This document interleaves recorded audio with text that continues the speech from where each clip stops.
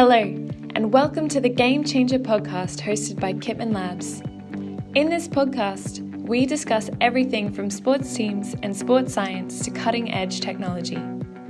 At Kitman Labs, we are passionate about sharing knowledge, experiences, and research with the worldwide community of sports professionals. We will hear from leading experts in their field who will be providing evidence-based advice and first-hand experiences from working with world champion athletes, teams, and coaches. This episode of The Game Changer is hosted by Kitman Labs performance scientist John Dans.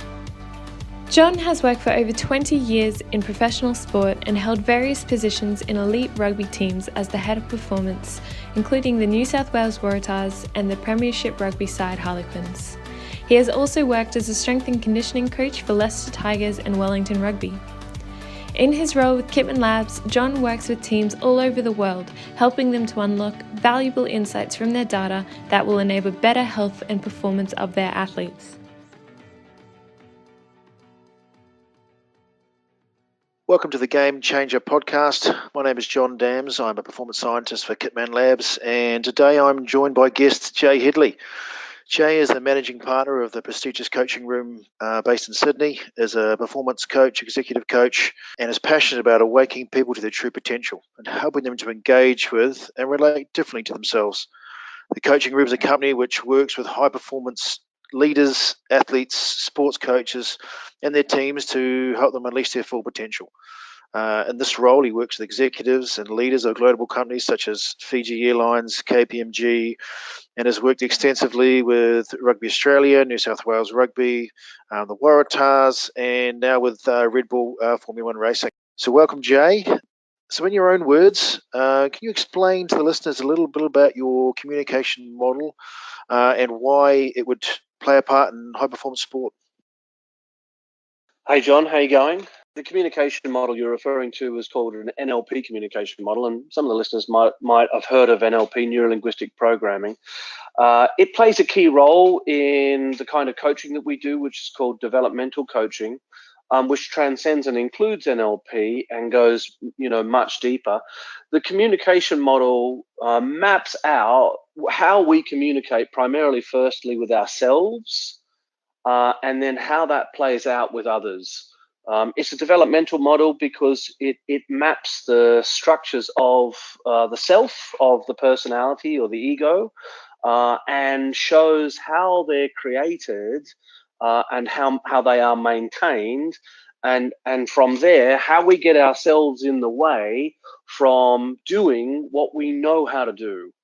It's one of the things that's really kind of arisen for us recently in working with global leaders, definitely in my experience and the thousands of people that I've coached, is that most of the leaders I coach, most of the athletes that I work with or the coaches that we work with, most of them know what to do, Johnny. They just aren't doing it.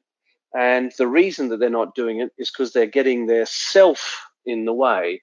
That is, they're getting their own communication style. They're communicating from their communication style or through their communication style to other people's, and they're not communicating to other people's communication style. So therefore, they're not getting a depth of rapport that builds and surpasses the trust and care that is required for another human being to open up and be present to them. As a result of that, they're having difficulties in their conversations, difficulty communicating what it is they intend to communicate. So yeah, that forms the basis of what we do. And then looking at that, we look at the structures that surround that and together begin to pull them apart and, if they need to, put them back together, or, if they're ready to not have those structures running anymore so that they can be free and fluid to fully be themselves without concerning themselves about what other people think of them and whether they should be saying something differently or doing something differently. They're just fully there, available with everything that they are available to them in the moment. Okay, I mean that makes sense to me. It sounds like a really interesting approach. So you're deploying this model across high performance sport and in corporate environments. What kind of response are you getting from these? I mean, it's a slightly different approach than maybe traditional communication models. So what kind of response are you getting from the athletes, coaches, the high performance executives? It's really interesting, and our approach, as you mentioned, it's different. It really is different from anything that most people have seen. An example of that is that one of the things we reveal to people is that winning and losing are the same thing.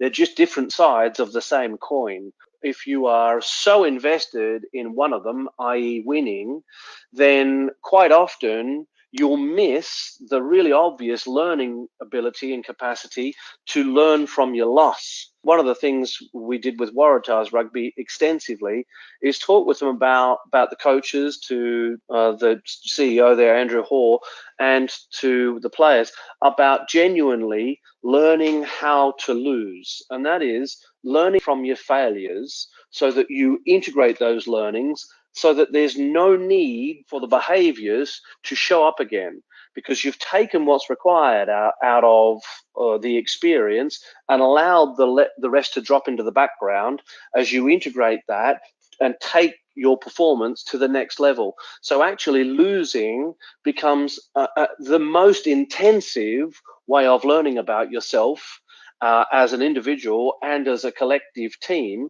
And when you integrate the learning from that, you can't lose, you can't fail. It's a bit like Bruce Lee's inevitable punch. If he's going to hit you, he's going to hit you. There's nothing you can do about. Well, this is doing that in an individual and a team-based sporting endeavor where performance is critical and paramount, but the fear of failure isn't. Fear of failure is one of the structures that gets in the way and stops people from performing, as you know, Johnny.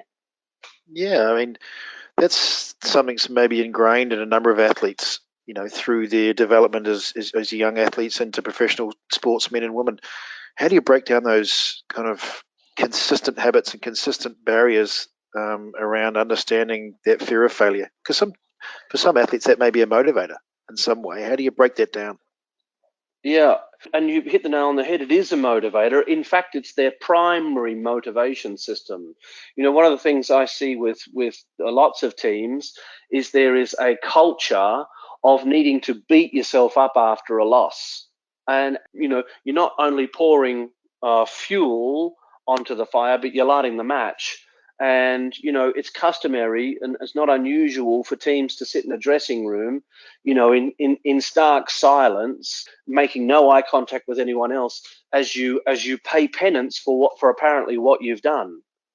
Whereas the really high performance teams come together after that event and go, okay, that was shit. What did we learn?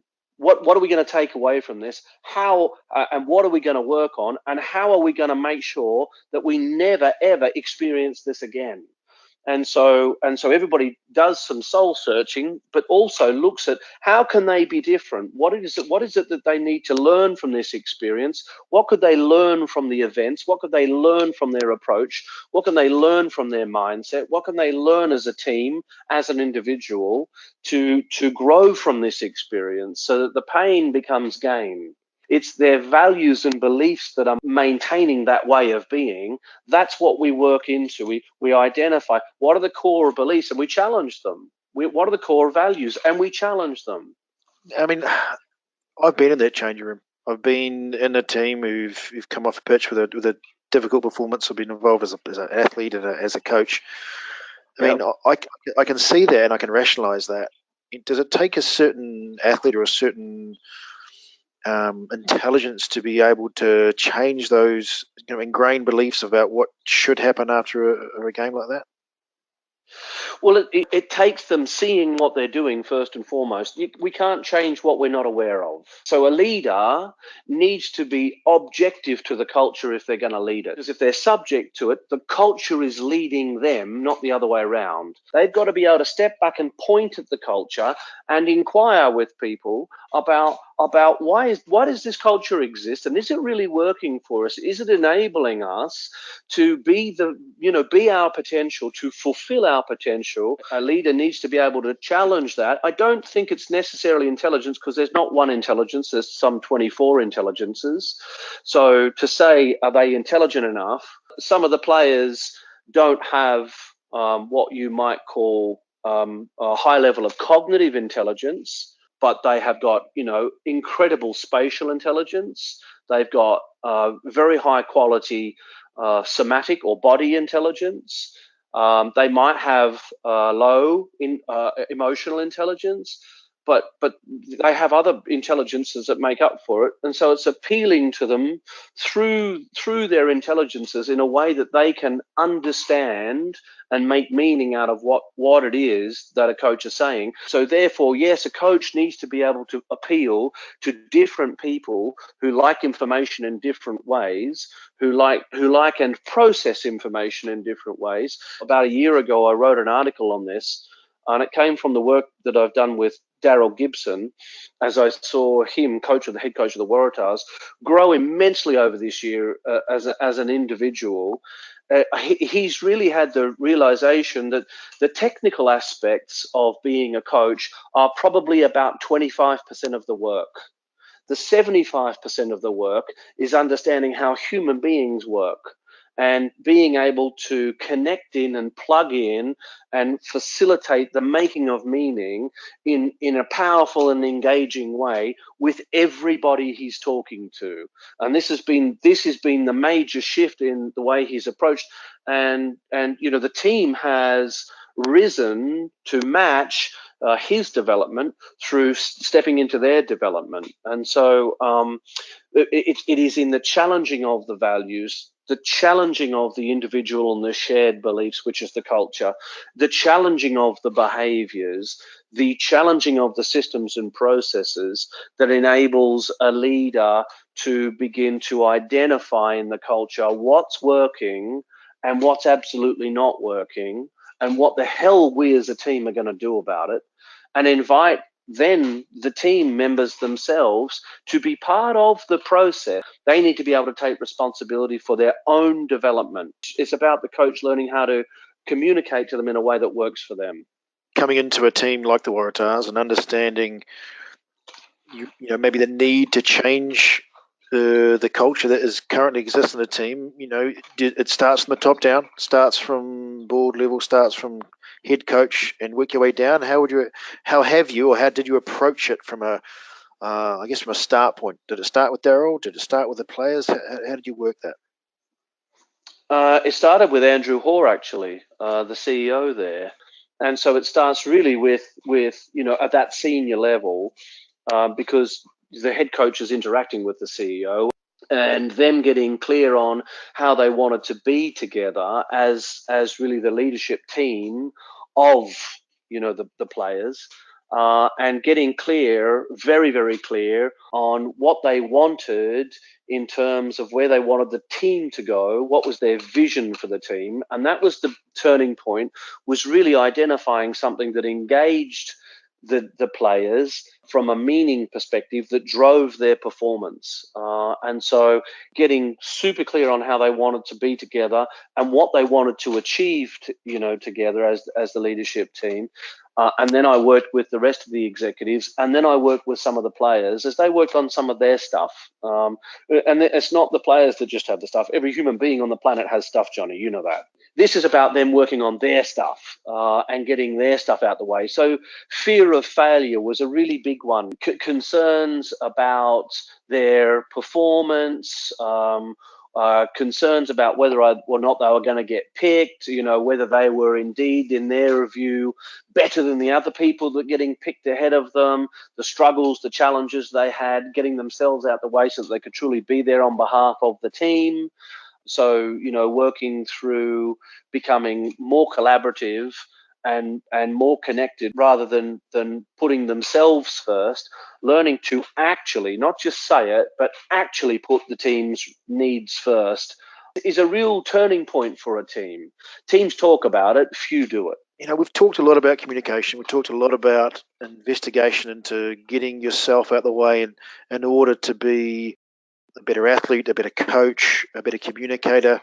For those listeners who probably aren't familiar with Kitman Labs, in terms of that we're a technology company, we use performance data in order for coaches and scientists to get insights from their team's data. How would you see the use of performance data, the use of information in communication? How would you use it as a vehicle to improve your style of communication?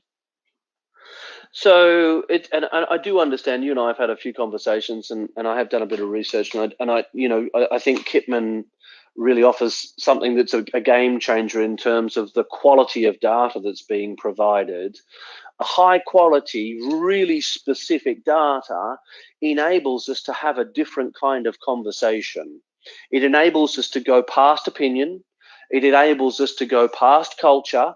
It enables us to transcend those things. It enables us to identify leverage points in the system and to have different dialogue that engages the players in what's really going on for them when this is happening, or what's really going on for them when that's happening, and then being able to inquire into the inside, the inner game of the athlete, that facilitates and creates the outer game of the athlete. So the data is about the outer game. The two internal powers that we have are thinking, and they're the movies we make in mind, and this is where NLP comes in, and the feeling, how our movies govern and code our mind, body, emotional states, and how our states ground our performance. And then behind all that, how we've done that with past selves habitually and created reference points for ourselves that are either empowering or disempowering. And an example of that, Johnny, is let's say, the Wallabies are going to head over to play the All Blacks, and they're at Eden Park. Yeah. The first thing on their mind is going to be what? It's Eden Park, and they haven't won in 50 years. Right. So do you see? There's 50 years, you bastard. There's a reference point. Yeah. It's hard to win here. Now, that's not a terribly good mindset. Therefore, the reference point isn't terribly good to reference to help you make sense of what you're doing there, because what has Eden Park actually got to do with tonight's performance? Apart from it's a ground, it is the same size, the same shape, the same color, the same texture, the same ground as anywhere else in the world. Might be slightly different temperatures, might be a more hostile crowd for sure. But you see, if an athlete can learn to screen the crowd out and screen in only what's happening right in front of them, then the crowd doesn't have any bearing on the athlete whatsoever.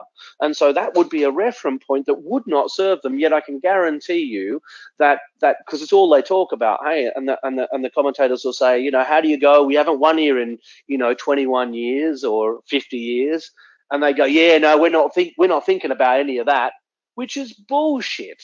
They're lying to themselves, and they're lying to the commentators, and they're lying to the general public. They are thinking about it.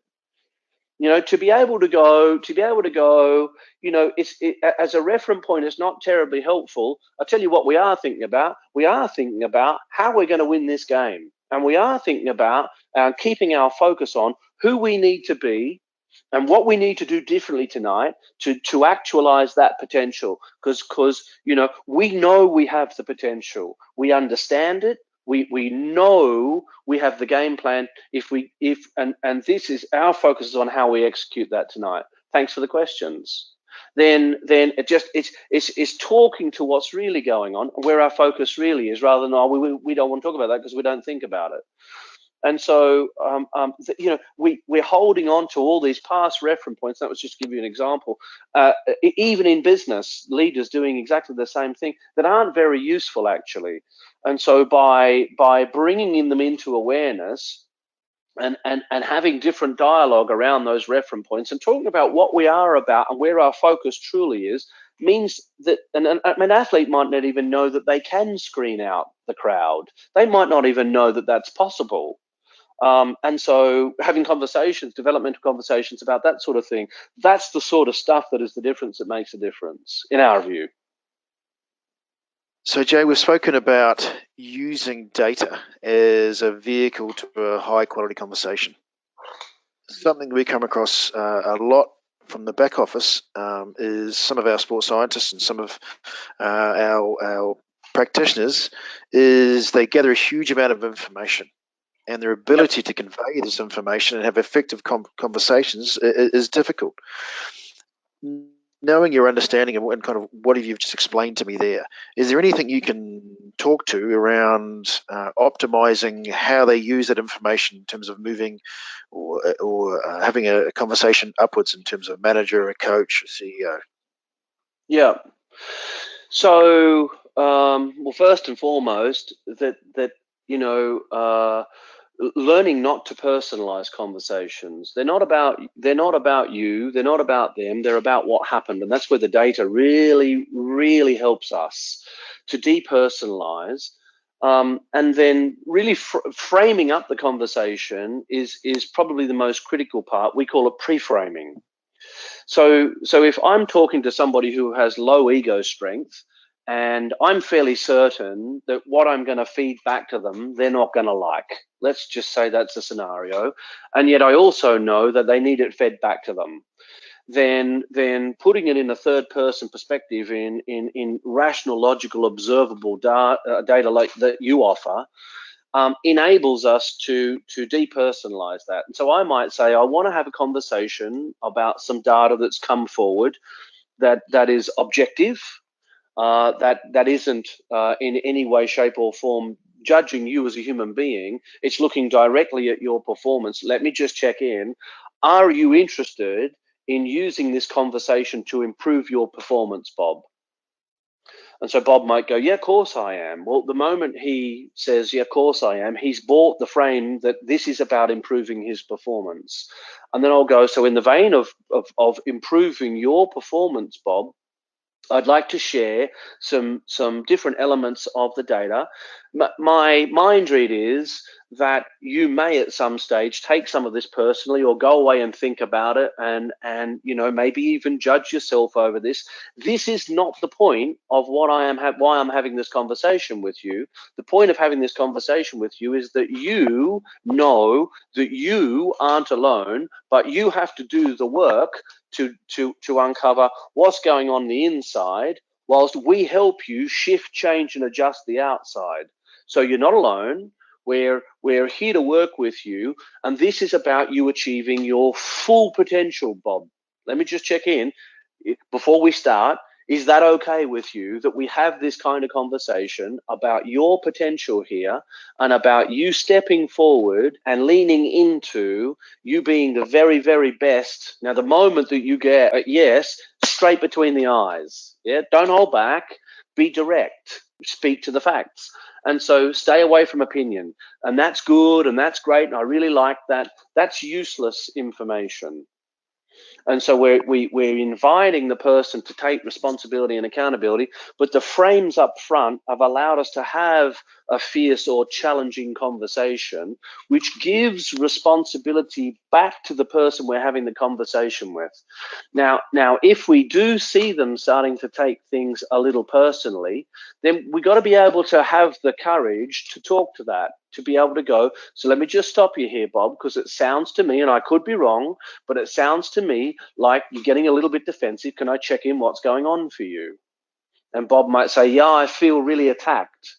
And then I'm going to go back to the original frame that I said. This isn't about judgment, Bob. What makes you think you're being judged here? Well, it's just that all the information seems to be about what I'm doing wrong. And then I might say, okay, so I really appreciate you coming forward and sharing that with you. This isn't about right or wrong, Bob. This is about performance. And notice that what you haven't paid attention to is that if there is performance issues, pointing those performance issues out and fixing those performance issues is about you achieving your potential. Notice that you didn't reference that when you got defensive. And so we can really have different kinds of conversation. And the biggest shift from opinion. I don't agree with that. Okay, tell me what evidence do you have to put forward that shows from an evidence-based approach what you're disagreeing with. Well, I don't have any. Okay, so that I'm going to gather that's opinion then. Yes, it's my opinion. Well, you're welcome to your opinion, Bob. Until you've got some hard, concrete evidence to show us, we're going to go with the hard, concrete evidence we have in front of you. Is that okay?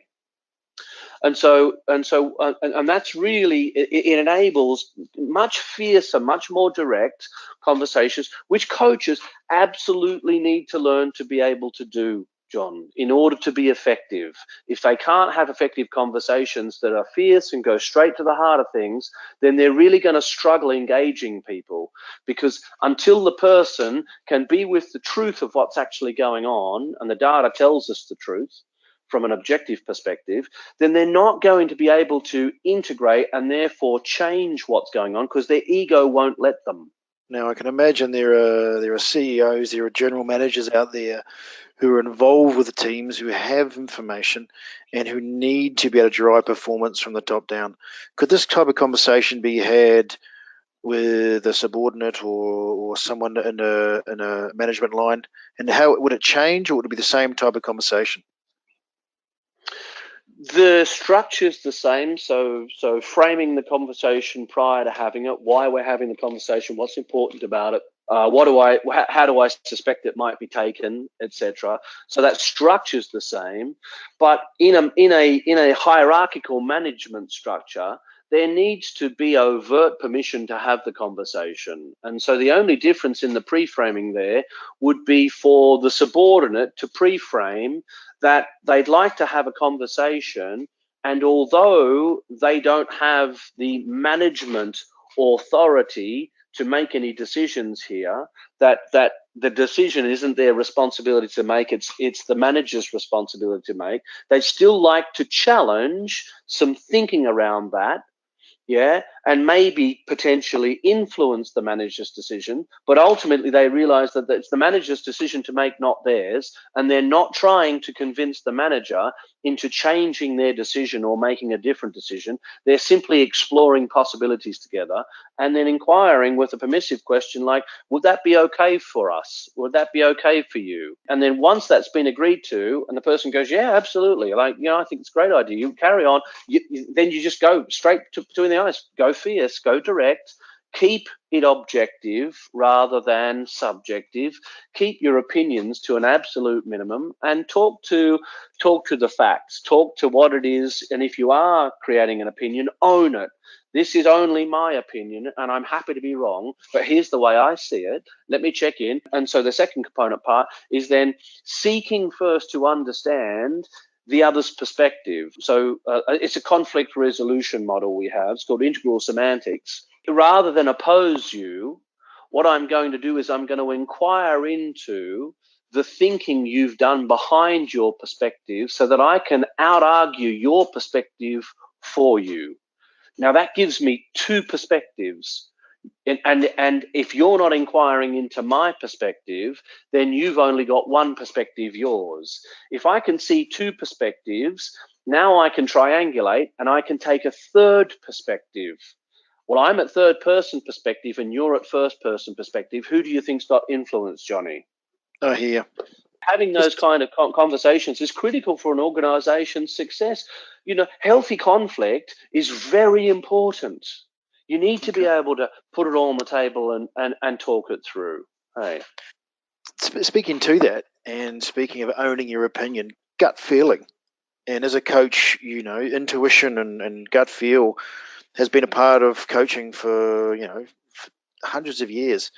Would you, in terms of if you have, as a coach, have a gut feel on things, would you use the frame? It's only my opinion and my gut feel. How would you communicate that? So the words "in my experience," so are normally non-verbal, hand over the gut, and in my experience. But my gut tells me I'm on the right track here. That this is the way we should go. Now I know it's not informed, and I know I don't at this point have the data. But here's what I'm going to ask of you. I'm going to ask you to go test it. Give your whole self to it. Give everything to my gut feel as your coach. And let's see if it works. And let's then pull the data apart and talk about, is my gut feel accurate? Yeah. And so, if you've got a gut feel, you need to be able to test it.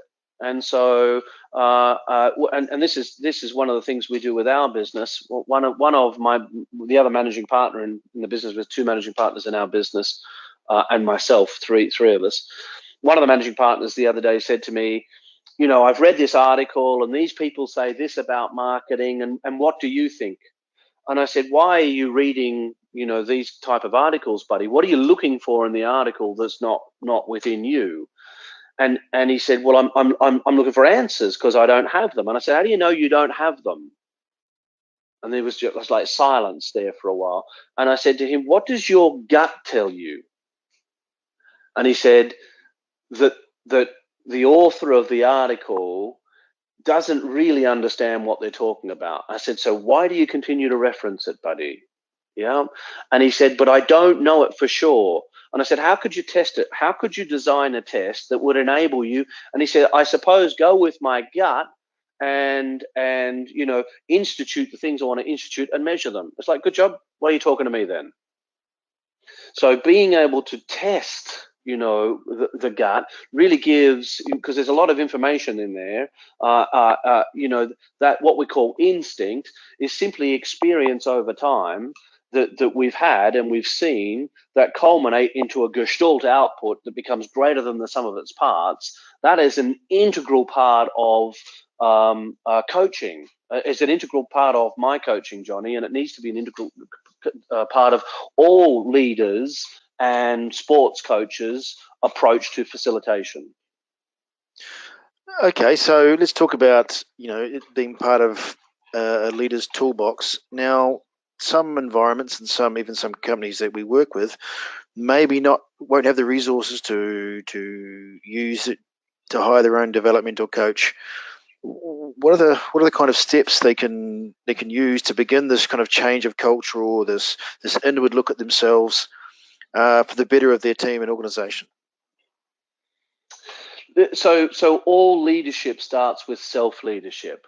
And so the organization may not be able to afford to hire a developmental coach or developmental program that is required for the organization, but it doesn't stop the leader from reaching out and getting the feedback on their blind spots that they need to work on first in order to be able to lead more effectively. So where everybody, in our view, developmentally needs to start is with themselves.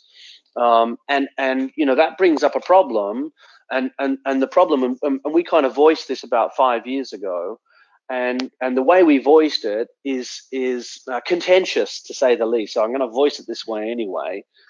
But go on. No, you're going to voice it anyway. So great.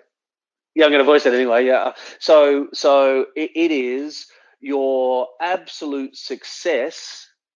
Yeah, is your potential failing as a human being, and then you can flip that and go, your absolute failing is your potential as a human being. And what we mean by that is that the more successful people become, the less they keep looking at themselves and what it is they need to keep working on. Because I become obsessed with the success and I become identified with the success. Now I am successful despite myself. Then I don't need to work on anything, because can't you see I'm successful? And the human being, falls asleep to the stuff they need to work on, the interpersonal stuff, the relational stuff, the unconscious self-talk, the unconscious referencing of movies, of referencing of past events and memories, etc., that aren't serving them, that they're still running outside of conscious awareness that's gotten them here, but eventually they're going to hit a ceiling with, and it's not going to get them there. And so, first and foremost, self-leadership, working on what do I need to work on myself, and starting to do the work of looking. An amount of that work that can be done alone, Johnny, but there is a vast majority of it that can't, because a human being cannot see what they cannot see. And so what we are blind to, we will continue to be blind to, unless an event occurs which pulls back the curtain and reveals to us what we're blind to. Then we might have an awakening, but that's leaving your development up to the environment, which doesn't tend to be a very high quality strategy. A much better quality strategy is to find a developmental coach that is really skilled at identifying and facilitating you finding things you did not know existed in your thinking, from thinking patterns, in your languaging, your self-talk, your identity structures, your beliefs and value structures. All that stuff is running outside of awareness. And a developmental coach is going to be able to hold and mirror that back to you so that you can see it and inquire into it with you, and have the courage not to stop when it gets tough, because the personality doesn't like it when things get tough. When things get tough, people distract themselves, and that may well be an example of a developmental blind spot that gets in the way, that stops us from doing the work we need to do. And so whilst there is, reading, sitting, meditating, journaling, there are three, really big strings to the bow, but alone, there's still not enough to truly facilitate and accelerate maturity and development unfolding in a purposeful way. You've given us some absolute gems in the last 40 minutes. So let's say a company wants to work on their development, wants to work on looking inward. Where do they find the coaching room? Thecoachingroom.com.au is the easiest way, and then drop us a message or give us a call, and we won't take anybody into coaching without them having first what's called an intake session, which is obligation free on both our parts. We'll have a conversation with you first, and if we think that you're ready for developmental coaching, we will progress to an intake session where, rather than us talking about it, you'll get to experience developmental coaching and our approach to human development firsthand. Brilliant. Once again, Jay, thank you for your time. Thank you for your different perspective on using data and enhancing the culture of teams. I hope to speak to you again sometime and follow on from this conversation. Thanks very much. Good, Johnny. Thank you very much. Bye for now. Thanks for listening to The Game Changer. If you like this series, please rate and subscribe via Spotify or iTunes. If you want more information, please visit us at kitmanlabs.com, follow us on social, or contact us via science@kitmanlabs.com.